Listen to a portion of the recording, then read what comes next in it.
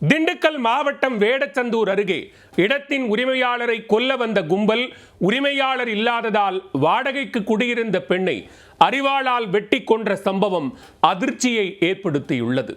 அப்பாவி பெண்ணை வெட்டி வீசிய கும்பலின் அதிர்ச்சி பின்னணி என்ன?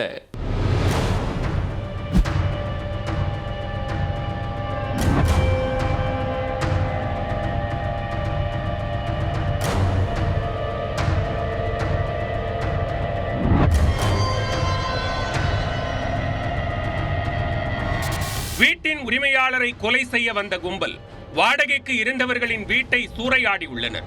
தட்டி கேட்ட அப்பாவி பெண்ணை அரிவாளால் வெட்டி கொன்ற சம்பவத்தில் நடந்தது என்ன? திண்டுக்கல் மாவட்டம் வேடச்சந்தூர் அருகே தென்னம்பட்டியைச் சேர்ந்தவர் பைரவன். இவருக்கு பார்வதி என்ற மனைவியும் 2 மகன்களும் உள்ளனர். தங்கமயில் என்பவருக்கு சொந்தமான தோட்டத்து வீட்டில் குடும்பத்துடன் வாடகைக்கு வசித்து வந்தனர். தங்கமயில் தென்னம்பட்டி அருகே உள்ள மணல் பிளான்ட்டுக்கு வாடகைக்கு டிராக்டரில் தண்ணீர் விநியோகம் செய்து வருகிறார். அதே மணல் பிளான்ட்டில் கனகராஜ் என்பவரும் டிராக்டரில் தண்ணீர் விநியோகம் செய்து வருகிறார். தொழில் போட்டி காரணமாக இருவருக்கும் இடையே அடிக்கடி தகராறு ஏற்பட்டு வந்தது. சம்பவத்தன்றும் வழக்கம் போல மோதல் ஏற்பட கனகராஜ் தரப்பினர் தங்கமயிலை தேடி தென்னம்பட்டியில் உள்ள அவரது தோட்டத்திற்கு வந்துள்ளனர். அப்போது வீட்டில் பார்வதி மட்டும் தனியாக இருந்துள்ளார். வீட்டின் உரிமையாளர் இல்லாததால் கனகராஜ் தரப்பினர் வீட்டின் வெளியே இருந்த பொருட்களை அடித்து நொறுக்கினர். அப்போது பார்வதி அவர்களை தட்டி கேட்டுள்ளார். மேலும் இதுகுறித்து தங்கமயிலுக்கு தகவல் தெரிவிக்க தனது செல்போனில் அழைத்துள்ளார்.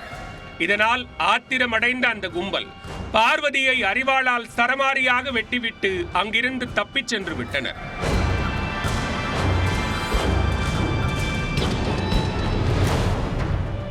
இதில் படுகாயமடைந்த பார்வதி சம்பவ இடத்திலேயே உயிரிழந்தார்.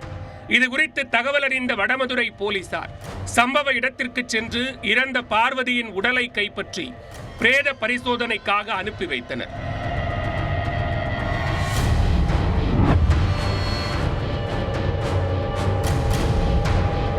கொலை தொடர்பாக வழக்கு பதிந்த போலீசார் கனகராஜ் மற்றும் அழகேசன் ஆகிய இருவரையும் கைது செய்தனர்.